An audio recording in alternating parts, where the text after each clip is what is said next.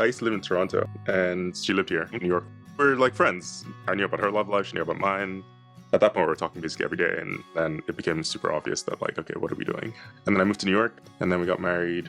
The good thing about being friends first was moving into dating felt like a really natural transition. It wasn't like this big bang. In our case, ironically, we both knew that we would probably need to do IVF because we both carry a recessive gene for sickle cell. But still, we're like, let's just try to make a baby the old-fashioned way and keep this in mind. The combination of repeated pregnancy loss and the genetic condition made us go see a provider, talk about potentially doing IVF. At the first meeting, we met Dr. Luke, who is a super energetic firebrand. She's like, excited to work with you. There's no reason why you shouldn't have a baby. It was a lot of positive energy coming from a place of losses that we had had. There's a lot of like loss involved with IVF. That's just expected. People just think about it as numbers, but in our case, it was very real. In our first cycle, I think we had 17 eggs harvested, and that sounded like a great number. We actually ended that cycle having no embryos that were suitable for transfer. I started taking all the new supplements. I even changed my diet and went into another cycle. We got a good number of eggs retrieved, and this time we did get 3 healthy embryos back. So the very next month, we got that call. Congratulations, you're pregnant. In the 18th week of my pregnancy, something wasn't right.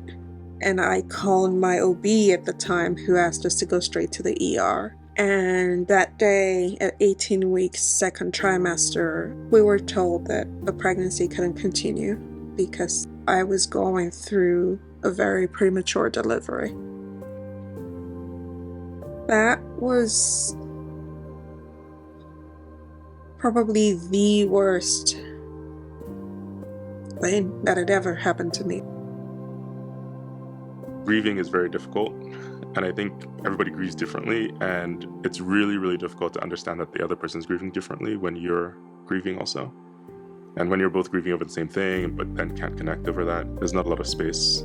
It was very sensitively handled. The outcome didn't go the way we wanted, but we're on a team and we're aligned in our ultimate goal of you having a baby. So we decided to do another cycle. There were no viable embryos that came from that cycle. It was another defeat. It was a year and 6 months since my last loss before I felt up to giving it another shot. Then came cycle number 4. 4 years, 4 cycles, countless needles. But this was an experience that we both came through, and now we get to have the biggest joy in our lives. What is Remy like?